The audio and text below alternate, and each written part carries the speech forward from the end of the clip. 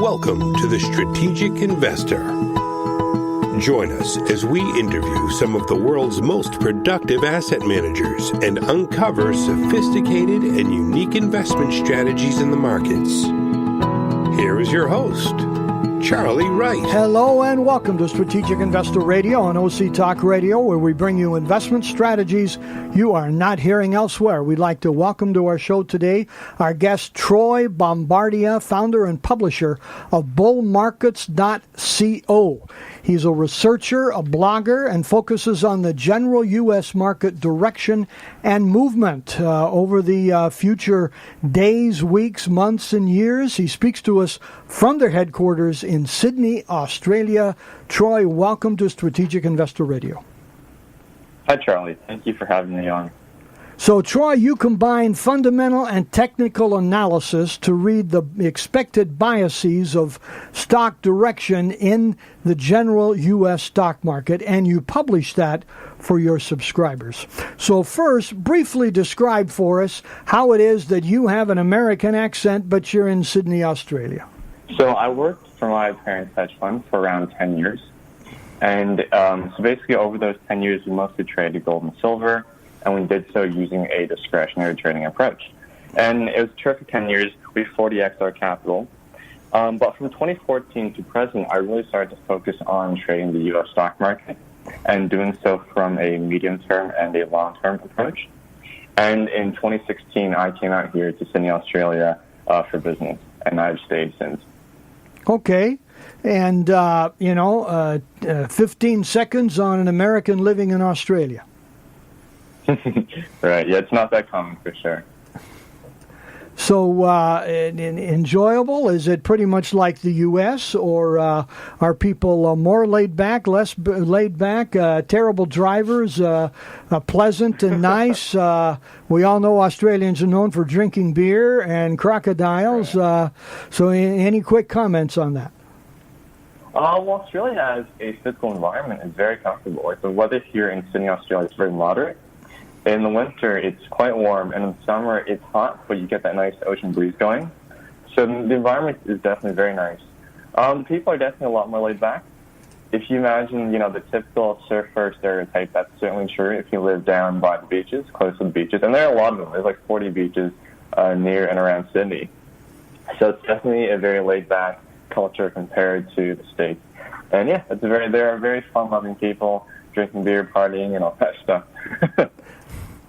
Okay, well, we appreciate you sharing that with us. And the like, it reminds me, I read a book one time that gave, I read an article that gave the 10 shortest books in the world. And the third shortest book was A History of Intellectual Thought in Australia. So, and by the way, the shortest book in the world was 300 Years of German Humor. Oh, wow. Okay, so down to business here, Troy. Tell us about your strategy, your signals, your research, basically how it works, what you do, how you recommend things, etc. Okay. So first of all, the key point is that we have to understand what we're trying to do. And our first and foremost purpose in trading or investing is to be buy and hold if you're in the stock market, right? Yeah. Because if buy and hold yields, for example, 7 to 8% a year in the long term, then if you're only making 5% a year, then that's not good, right? Because anybody can do buy and hold. Or as Warren Buffett says, a monkey throwing darts at a chart can do that, right? Right. So our first and foremost goal is to be buy and hold. And then the question comes down to how do we do that? So that's where we use a combination of three things. We use fundamentals to predict the stock market's long-term direction. We use technical analysis to predict the stock market's short-term and medium-term direction. So once we have that directional setting, that's where we start to use leverage ETFs. For example, if you were to buy and hold a hypothetical SSO, which is the S&P 500 2X leverage ETF, from 1950 to present, you'd get around 12.1% a year, all right?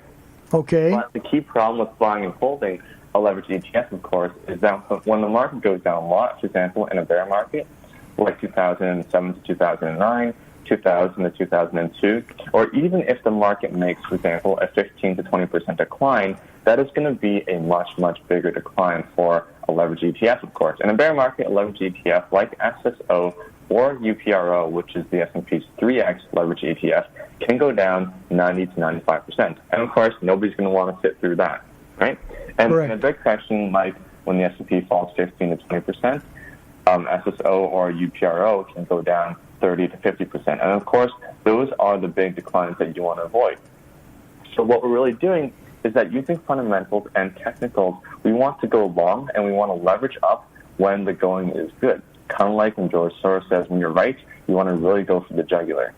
And when the going is bad, when the times are bad, when it's a bear market or a big correction, you want to just step back and shift into 100% cash.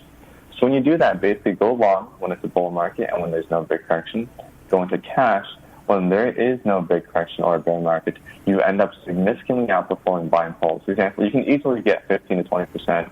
And of course, if you were to make even better models, you get 20 to 30%. Okay, so Troy, let's apply that a little bit here.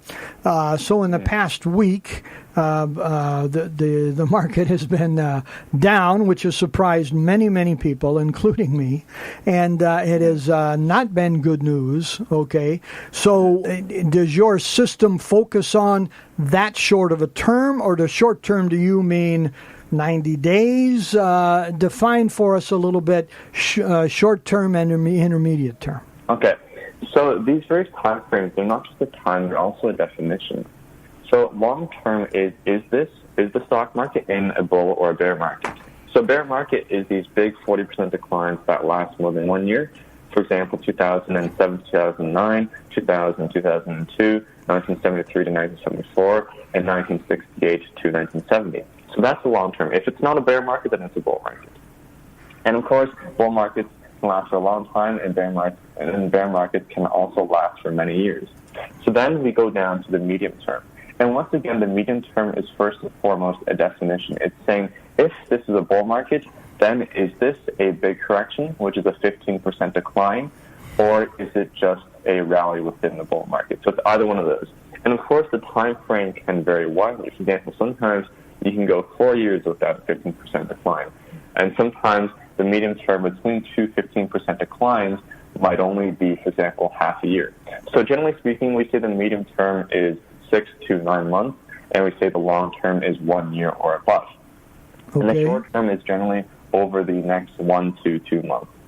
Okay, and which are the, give them to us in degree of difficulty here. Short, medium, and long term. Pardon? Give them to us in degree of difficulty. Is the short term the most difficult to call accurately, and then the medium term and the long term, or what which is the more difficult one? Okay, so the long term is always the easiest. The medium term is the second easiest, and the short term is the hardest to predict and to trade because there is a lot of randomness to the market in the short term. For example, imagine today a big institutional investor decides to sell Apple stock and you were long. Well, if you're long and you sold Apple stock, it's going to go down today, right? And there's no way you could predict that at all because it's just one market player here, one market player there. They all have an impact on the market in the short term. But over the medium term and the long term, none of these individual investors or traders, no matter how big they are, have a significant impact on the market because the market is bigger than everybody. It's a summation of everybody's buy and sell action. Okay, thank you. And so tell us, I take Investors Business Daily, and every day they have, what is the current trend of the market? And it's either bearish or under pressure or bullish. So how would your signals differ, and what do you do differently than they probably do here? So our main point of difference is that we combine fundamental analysis with technical analysis because the point is, if you were to use a technical indicator, for example, a very simple example, using RSI, you cannot use the exact same indicator in a bull market and in a bear market. For example, in a bull market, if RSI, let's say, hits 25, that's probably the bottom of the stock market. But in a bear market, when the RSI hits 25, the market is probably going to go much, much lower. So that's why we add the fundamental overlap. So we say the fundamentals determine the long term, and under that long-term direction, where is the market most likely to go? And that, I think, is the difference between us and many other of these services in the market, which is that we combine fundamentals, and we do so using a quantitative approach. We don't just, guesstimate and say, we think the fundamentals of the economy or whatever are getting better or they're getting worse. We're just looking at the data, plugging it into our models, and saying from an objective standpoint, are the fundamentals getting better or are they getting worse? And under that scenario, under the long-term scenario, is this bullish or bearish based on technical analysis? Okay. Now, one of the things that I've noticed in going over your research and what you send out is something that I don't remember seeing elsewhere, and that I find to be very, very helpful. And so tell us a little bit about it. It is, you'll take something like, I think the one I read most recently was oil had dropped, USO had dropped a certain percentage over the past whatever period of time. And then you show how what the price of oil, how the price of oil changed over the next week, month, 3 months, year, 5 years, etc. And I have found that to be very, very helpful. And you've done the same kind of thing with the S&P, and then you'll show, well, the S&P, how it has responded after oil has dropped by whatever it has dropped recently. So tell us about that, those metrics that you give that I don't remember seeing elsewhere. Okay. So with those metrics, what we're really doing is we're quantifying technical analysis, and we're quantifying price action. So a lot of traders, they will look at the chart and say, I think this chart right here looks bullish, I think it looks bearish, I think this breakdown looks bullish or bearish, I think this, momentum extreme looks bearish or bullish. And what we're really trying to do is we're quantifying those observations. We're saying, is that really bullish or bearish? For example, is a breakdown below the 200-day moving average historically actually bearish or bullish for the stock market? How does the stock market tend to perform after the next 1 month, 2 months, 3 months, 6 months, 1 year after a certain technical setup happens? And in a way, what we're really doing is we're just reflecting how people learn. Because why do you think that a breakdown below the 200-day moving average is bearish? No baby comes into this world thinking that a breakdown like that is bearish. What they do is they've seen, okay, over the past, from my past experience or from what I've learned from others, the stock market tends to go down after it breaks down, for example, below the 200-day moving average. And what we also know is that a lot of conventional technical analysis, a lot of conventional belief is not true. So what we're really trying to do is just understand, under a certain technical setup, is this setup actually bullish or bearish from a historical standpoint? And we can use the past as a guide, because if we don't use the past as a guide, then really we don't have much of anything to use as a guide. We're just guessing, right? So in your example, in the oil example, price action tends to repeat itself throughout history, and every market's price action is different. For example, in the example that you mentioned, we were saying if oil, has fallen to a 1-year low and then it has crashed more than 6% on one day, is that a sign of capitulation selling? Because a lot of traders will look at that scenario, it's falling to a 1-year low and then it crashes on the final day. A lot of people will think it's a sign of capitulation. And all we're doing is running the numbers through Excel for a back test and seeing if historically that scenario actually caused oil to go up or down. And then we use that scenario against the S&P, saying, okay, oil has fallen, crashed to 1-year low. Is that bullish or bearish for the stock market? Because a lot of people say, oil's crashing, that can lead to contagion for the stock market. Well, we're just trying to find out from a factual perspective, does this actually lead to contagion, or does it tend to not lead to contagion for the stock market? Troy, I find that to be exceptionally helpful. I can't tell you how many conversations I've had with like another advisor, and they say, hey, if the market is below their 200-day moving average, we just stay out. And I want to say, do you have eyes? Have you looked at that? Do you know how quickly you can figure out that it's been wrong? 8 out of 10 times or something in the past 10 years. Or people talk about, I read in the Wall Street Journal, the death cross or the golden cross, and they're usually talking about the 50-day moving average and the 200-day moving average. And I want to say, just look at it, folks. Okay, it was right once.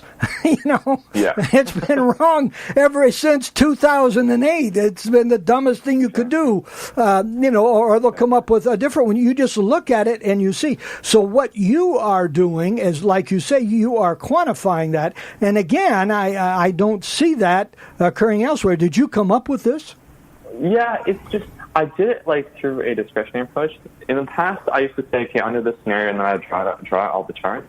Then I just realized you don't even need to draw out the charts. Just run the numbers through Excel and basically just really back test whatever you're thinking. And on the topic of your 200-day moving average and the golden death cross, when you use those indicators, the chance of it being right, like you said, is less than 50-50. It's no better than a coin toss. Yeah. But, so, for example, if you're to compare two things, right, and these are very simple things, you just run the numbers through Excel, buy and hold from 1950 to present versus buy and hold only when the S&P is above its 200-day moving average. And when you find out is that buying and holding only when the market is above its 200-day moving average actually causes you to underperform buy and hold by a little bit. For example, the S&P goes from 17 to 2,700 right now, whereas that strategy will take you from 17 to around 2,500 right now. But the main difference between these two things is just that when the market is under the 200-day moving average, there tends to be a lot more volatility. And, of course, because by definition, all the big crashes do happen under the 200-day moving average. But when the S&P is above the 200-day moving average, i.e. when it's trending higher, it tends to have less volatility. So that's really the main difference, basically how much volatility you have. But in terms of performance, it actually doesn't do you a whole lot of good. And because for every single 2008 style event that you avoid, using something like the golden and death cross, or using the 200-day moving average, there are 8 other false signals where you end up cutting, selling, and you end up buying it back at a higher price. Yeah, that's right. But plus, the price of the transaction fees or commissions, and it's a hassle. So tell us who your clients are. Certainly not their names, but are they retail investors? Are they advisors? Are they institutions? Who buys? Who are your subscribers, and why do they subscribe? So our subscribers are usually professionals who work in certain STEM fields, for example, engineering, data science, computer science, that sort of thing, because they believe in data more. And they're usually in their 30s to 40s, heavily male, and they are retail traders and investors who are trading and investing on the side, and they want to make more money than buy and hold and avoid bear markets, and they want to do so using a quantitative and data-driven approach. So basically, retail traders and investors, they have their own job, upper middle class to upper class, and they come from a STEM background. Well, that is very, very interesting. And having worked for years with engineers and others, you have my condolences in several ways. They know their stuff. They're not typically great decision makers. They can be interesting. I usually have more fun than they do. But they're typically good. They're good people. What major objections do these subscribers typically have before they pull the trigger and go with you? Or they don't go with you? Well, the main thing is that it's a mentality shift, because most of these part-time traders, like the other traders, have been taught over the years to focus on all the short-term movements, The S&P goes up 3% today, goes down 3% tomorrow, and they get whipsawed by all those short-term movements.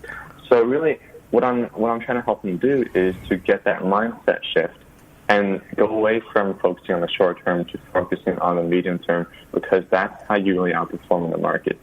Focus on the medium to long term and just ignore most of the short term stuff as just noise, because it tends to shake people out. Yeah, and I find the very same thing, especially by people who only use a daily chart. And I say, hey, look, you use the daily chart. Who cares? Okay? I mean, once every 5 or 10 years, doesn't matter what it did today. And so, you use a longer-term chart. So you've got lots of stuff on your website. Tell us a little about what you offer, because I see that you have a strategy that is free and that people can follow, that has a good track record. You have others that cost. So tell us about the things that you offer on your website. Okay. So on the website, we have 2 free quantitative trading models. And basically, these two models, the first one generates around 16.1% a year, and the second one generates around 17.2% a year. And these models are back-tested. You can go and download the data and all that. And basically what they're showing you is that when you combine fundamental analysis, for example, using initial claims, using the yield curve, with technical analysis, your returns massively jump. So that's just two free examples of how you use quantitative fundamental trading models to make your trading much better. Now, inside what we have is the membership program. The membership program has several parts, and the first and most important part is basically our paid trading models. So these models are even better than the free ones in that they help you avoid bear markets, big corrections, and in doing so, you avoid times when the market's going down. And when the market's going up, in, for example, in a bull market or a big rally, you leverage up using SSO, and that generates between 20 to 30% a year.